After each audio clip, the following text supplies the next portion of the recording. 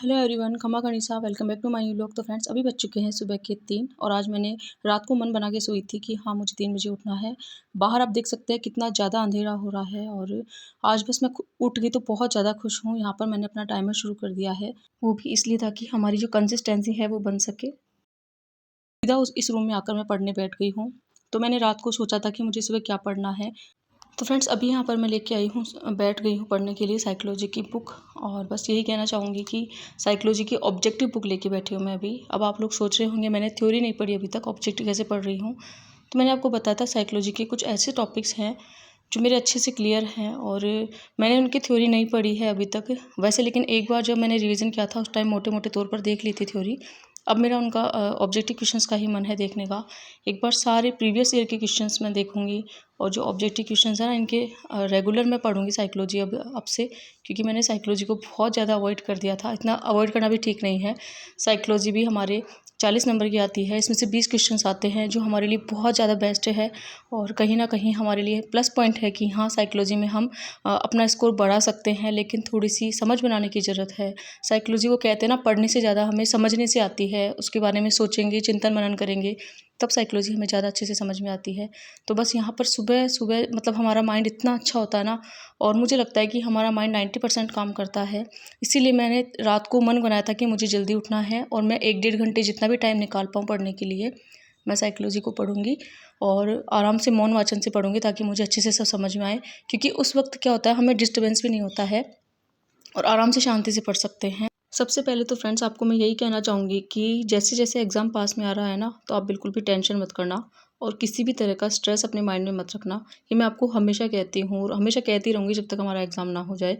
क्योंकि क्या होता है, हम बहुत ज़्यादा सोचने लग जाते हैं पेपर के बारे में, पेपर कैसा होगा, कैसे क्वेश्चंस आएंगे, सिलेबस हमारा कवर नहीं हुआ, ये सारी बातें पता नहीं हमारी माइंड में आती ही है। और हमेशा मैं आपको कहती हूँ, हर व्लॉग में आपको कहती हूँ, टेंशन मत करना, चिंता मत करना, किसी भी तरह का कोई तनाव नहीं रखना है हमें।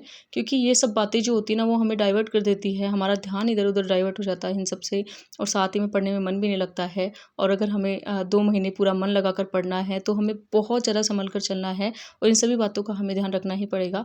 बस यही आपको कहती हूँ हमेशा। और आप सोचते सोचते होंगे कि हाँ हर वक्त मैं ऐसा क्यों बोलती हूँ, बस यही रीज़न है कि मेरे कहने का कि जो भी हम पढ़ें ना वो मन लगा कर पढ़ें और पूरे वो कहते हैं ना कि हाँ चिंतन मनन करते हुए हमें पढ़ना है। ऐसे नहीं कि हमारा ध्यान कहीं और है, किताबें हमारे सामने हैं, साथ में हमारा वक्त भी बर्बाद हो रहा है और हमें कुछ याद भी नहीं हो रहा है। बहुत सारे एस्पिरेंट्स होते हैं जिनको जो मतलब उनकी प्रॉब्लम होती है कि हम बहुत पढ़ते हैं लेकिन हमें कुछ याद नहीं होता है। यही वजह होती है क्योंकि पढ़ते टाइम हमारा ध्यान कहीं और होता है और हमारा मन नहीं लगता पढ़ने में।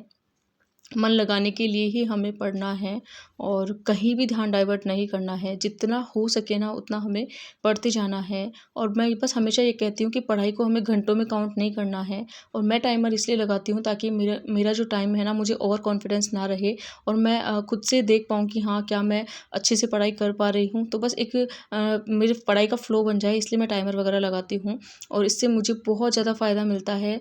मतलब कि है ना, मैं खुद खुश हो जाती हूँ कि हाँ चलो ठीक है, मुझसे जो भी टाइम निकला ना मैंने निकाला है। वैसे तो बहुत सारे एस्पिरेंट होंगे जो मुझसे भी ज़्यादा टाइम निकालते होंगे पढ़ने के लिए, लेकिन मुझसे तो मैरिड लाइफ में इतना ही टाइम निकल पा रहा है।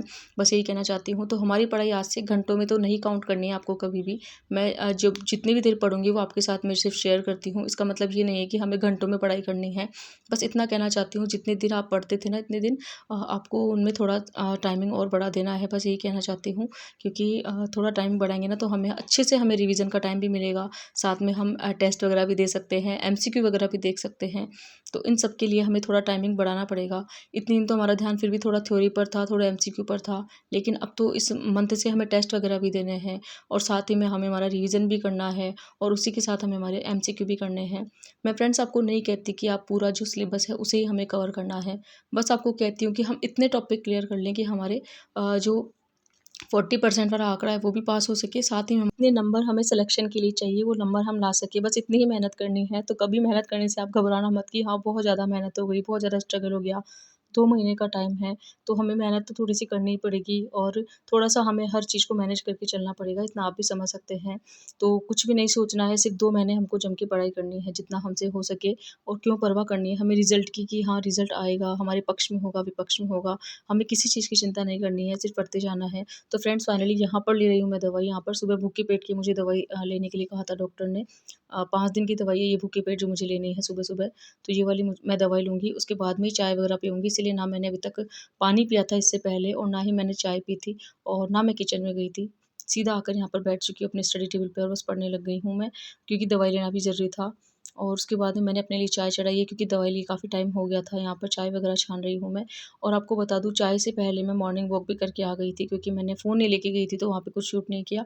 और वहाँ से आने के बाद अपनी बुक खोल के बैठ गई थोड़ी-सी देर, वो भी कितनी सी देर, सिर्फ़ चाय पीऊँगी इतनी देर। अब मैं नहाने जा रही हूँ, तो फ्रेंड्स फाइनली नहा कर आ चुकी हूँ मैं और बस सीधा चलेंगे हमारी पूजा वगैरह करने के लिए अब। और पूजा करते ही मैं किचन में सारा मुझे काम वगैरह करना है और यहाँ पर मेरी पूजा वगैरह हो रही है। ठाकुर जी को मैंने झूला झुलाया। फाइनली अभी बज रहे हैं पौने 9 और अब आप देख सकते हैं जब मैं सुबह 3 बजे उठी थी तब भी मुझसे कितनी पढ़ाई हो पाई है।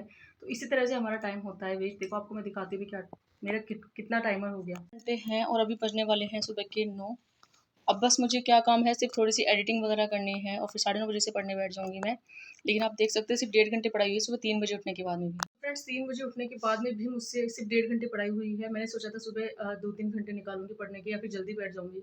लेकिन हमारे पास रियल में बहुत घर का जो काम होता है ना, थोड़ा-थोड़ा टाइम निकलता जाता है और हमें पता भी नहीं चलता है कि हाँ, भाई कब टाइम हमारा पूरा हो गया है। बट कोई ना, आज हो चुकी है 1 मई और आज से हम बनाते हैं हमारा न्यू टारगेट। और बस आपको कहना चाहूँगी आज से हम थोड़ा-सा हार्ड चैलेंज लेने वाले हैं। अब आप सोचोगे कि हार्ड चैलेंज कैसे? तो वैसे आपको तबीयत के बारे में मैं कहना चाहूँगी सबसे पहले तो कि मेरी तबीयत थोड़ी ठीक है और आज मैं उठ गई थी सुबह 2:30 बजे, फिर आधा घंटा मुझे उठने में लग गया और मैंने सोचा कि आज ठीक है 3 बजे से उठ के देखते हैं कि हमसे उठा जाता है नहीं, या फिर जो भी है मॉर्निंग में जल्दी उठ के देखते हैं। वैसे मेरा 3 बजे फिक्स नहीं है लेकिन मैं कोशिश करूँगी सुबह जल्दी उठने की। वैसे तो 4 सवा 4 उठती थी मैं, लेकिन अब मैं थोड़ा सोच रही हूँ थोड़ा-सा हार्ड चैलेंज, ताकि जो हमारा सिलेबस है उसका रिवीजन हम अच्छे से कर सकें, साथ में एमसीक्यू वगैरह भी कर सकें, तो बस वही है। तो बस फ्रेंड्स यही चाहती हूँ मैं कि हाँ, थोड़ा-सा हार्ड चैलेंज होगा इस बार। आज से है हमारा न्यू टारगेट 21 दिन का। आपको पता है 21 दिन में मेरे 2 दिन तो माइनस होते ही हैं, ऐसे आप अच्छे से समझ लेना, क्योंकि मैं 18-19 दिन ही पढ़ पाती हूँ। लेकिन फिर भी हम 21 दिन का टारगेट लेंगे और 21 दिन के टारगेट के अंदर मैं चाहती हूँ आप अपना टारगेट कंप्लीट पूरा करें, अगर आप मैरिड लाइफ में नहीं है तो। और मैरिड लाइफ में है तब भी 1-2 दिन आपके हो ही जाते होंगे मिस, मुझे अच्छे से पता है। मैं अच्छे से जानती हूँ, सब चीज़ों को अच्छे से समझ सकती हूँ मैं। तो बस यही कहना चाहती हूँ कि आपको कि आज हो चुकी है 1 मई 2026 और आज है हमारा टारगेट, टारगेट का डे 1। अब आप सोचोगे कि दी आप हार्ड चैलेंज कैसे कह रहे हो? इसलिए कि इतने दिन तो क्या होता था, हमसे जो नहीं बन पाता था उसको हम नेक्स्ट डे करते थे, जो हमने टारगेट बनाया था। लेकिन अब से मैं आपको कहने वाली हूँ, जो आप टारगेट बनाओगे ना उसको आप डायरी में लिखना और लिखने के बाद में उसको पूरा करना ही है। और यहाँ तक कि आपको कहना चाहूँगी, भले से आपको रात हो जाए या फिर आपको जल्दी उठना पड़े या आपको पूरी रात जागना पड़े, क्योंकि हमारा हमको रिवीजन करना है और बहुत सारे हमारे टॉपिक बच गए हैं, हमको भी क्लियर करने हैं, साथ में एमसीक्यू वगैरह भी करने हैं। तो बस वही आपको कहना चाहती हूँ। तो बस आज से हमारा टारगेट शुरू हो चुका है, टारगेट का डे 1। और आपको आज मैंने अपना पूरा मॉर्निंग रूटीन बता दिया है कि किस तरह से मैं सुबह जल्दी उठकर कितनी सी देर पढ़ पाई हूँ। और बस इसी तरह से हमें पढ़ाई करते जाना है। और आप में से कौन खुद से बहुत ज़्यादा खुद को कठोर बना लेना और खुद से प्रॉमिस करना कि हाँ, मुझे कैसे ना भी करके हमारा टारगेट पूरा करना ही है। अब मैं आपको देती हूँ कुछ कमेंट्स के जवाब जो कि आए थे। और फ्रेंड्स मैंने स्टैंड में नहीं लगाया फ़ोन, क्योंकि मुझे उस स्टैंड का थोड़ा सा टूट गया, मैंने हस्बैंड को अभी तक दिखाया नहीं है। तो एक कमेंट आई थी, फर्स्ट पेपर के लिए क्या पढ़े मैम? तो मैं आपको कहना चाहती हूँ, फर्स्ट पेपर के लिए मेरे पास में हर एक सब्जेक्ट की ऑथेंटिक बुक है। जैसे मैं ज्योग्राफी पढ़ती हूँ महेश वर्णवाल की सर की, है ना, और भी हमारे सब्जेक्ट है राजस्थान की जीके की, मेरे पास बुक है। सबकी छोटी छोटी बुक ला रखी है मैंने, एक एक बुक ऑथेंटिक, उनसे पढ़ती हूँ मैं। और एमसीक्यू की बुक मैं देख ही आई हूँ, मार्केट में आ गई है गौरव सर की, लेकिन मैं लेके नहीं आई क्योंकि उस दिन मैं 800 रुपये की बुक लेके आई थी, बहुत ज़्यादा हो गया था। तो मुझे लगा कि इस बार हम थोड़े दिन इनको पढ़ लेते हैं, थोड़े दिन बाद में लाऊंगी मैं, इसलिए मैं जीके फर्स्ट पेपर की ऑब्जेक्टिव बुक नहीं लेके आई हूँ। वैसे मार्केट में आ गई है सर की बुक, और बुक बहुत अच्छी, बुक में बहुत अच्छा मैटर है। मैंने इंडेक्स में देखा था, एक दो चैप्टर भी देखे थे, बहुत अच्छी है बुक सर की। और मैं कौन कौन सी बुक लाई आपको किसी नेक्स्ट व्लॉग में बताऊंगी। एक दी थोड़ी देर सो जाओ, आराम हो जाएगा। हाँ, कल एक कमेंट आया था और मुझे बहुत अच्छा लगा कि आप कहीं ना कहीं मेरी थोड़ी सी भी केयर करते हो और बहुत अच्छा लगता है। मैं भी आप सभी की केयर करती हूँ, आपको कहना चाहती हूँ। अगर बहुत ज़्यादा हमें तकलीफ हो ना, तो हमें खुद को आराम देना ही ज़्यादा बेटर रहता है वैसे। और मैंने रियली बता रही हूँ, उस दिन मैंने बिल्कुल आराम ही किया है और आराम करके ही मैंने आज खुद को मैं सही कर पाई हूँ। मैंने दवाई वगैरह ली है और मैं चाहती हूँ कि हाँ, हम ठीक है, थोड़ा सा स्वास्थ्य का ध्यान भी रखें, लेकिन चैलेंज तो हम हार्ड ही लेंगे, चाहे कुछ भी हो जाए। और आज आपको एक बात और बताऊँ मैं, कि सुबह जल्दी उठ गई हूँ, हस्बैंड को पता नहीं है बस, नहीं तो वो मुझे डांटने वाले कि रात को सोती भी हो या नहीं। और एक कमेंट आया था कि एक वीडियो माइनस मार्किंग में बनाना प्लीज़। तो आपको कहना चाहती हूँ माइनस मार्किंग पे एक वीडियो ज़रूर बना दूँगी मैं, लेकिन नेक्स्ट वीडियो में बताऊँगी मैं आपको। वैसे मैंने बता रखा है किसी और वीडियो में भी। और एक साइको की ऑब्जेक्टिव बुक कौन सी लाए हो आप, तो मैं नाथ पब्लिकेशन की बुक लेके आई हूँ साइको की, उसका बुक रिव्यू करा दूँगी मैं आपको। तो बस इसी तरह से आपको कहना चाहती हूँ, आज से बस मैं ज़्यादा कुछ बातें नहीं करूँगी, यही कहना चाहूँगी कि आज से हमारा डेट 1 स्टार्ट हो रहा है। आज हो चुकी है 1 मई और अब मैं भी पढ़ने बैठ रही हूँ। आपको भी अपने पढ़ाई में लग जाना है, कंटिन्यू पढ़ाई करते जाना है, किसी की परवाह नहीं करनी है और स्वास्थ्य का भी ध्यान रखना है। जिस तरह से मैं ध्यान तो रखती हूँ, लेकिन मैं थोड़ा-सा क्या खुद को ऐसी थोड़ी मेरी जो भी फिज़िकल जो प्रॉब्लम होती है, उनको थोड़ा इग्नोर कर देती हूँ, कोई बात नहीं, अपन पढ़ाई कर लेते हैं, थोड़े से दिनों की बात है। ऐसे सोच के थोड़ा-सा इग्नोर कर देती हूँ, लेकिन जब बहुत ज़्यादा तबीयत खराब हो जाती है, तब मुझे रेस्ट करना ही पड़ता है। फ्रेंड्स, फाइनली ये है नाथ पब्लिकेशन की बुक, जो आपको मैं बता देती हूँ, हमारे सिलेबस के अकॉर्डिंग है। इसमें वस्तुनिष्ठ भी है, मतलब ये ऑब्जेक्टिव बुक ही है। सबसे पहले आपको मैं इसका इंडेक्स दिखाती हूँ। ये इसमें 11 टॉपिक है हमारे। इसके साथ में हमारे जो 2025 की जो PYQ जो एग्ज़ाम होते हैं साइकोलॉजी के, सारे हैं इसमें। टोटल आपको पेजों की संख्या बताऊँ ना, इसमें बहुत ज़्यादा है। तो फ्रेंड्स, पेजों की संख्या है इसमें 334, पढ़ने में टाइम लगने वाला है। तो बहुत मोटी बुक है ये, लेकिन ऑब्जेक्टिव क्वेश्चंस बहुत अच्छे दे रखे हैं। एक चैप्टर का आपको मैं इसमें कराती हूँ बुक रिव्यू जल्दी से। जैसे कि ये शिक्षा मनोविज्ञान का अर्थ और उपयोगिता वाला टॉपिक है। इसमें ऑब्जेक्टिव है संरचनावाद के, इसमें अलग मनोविश्लेषणवाद आ गया, यहाँ पे गेस्टोल्टवाद, यहाँ पे आ गया व्यवहारवाद, जो भी हमारे फर्स्ट टॉपिक है।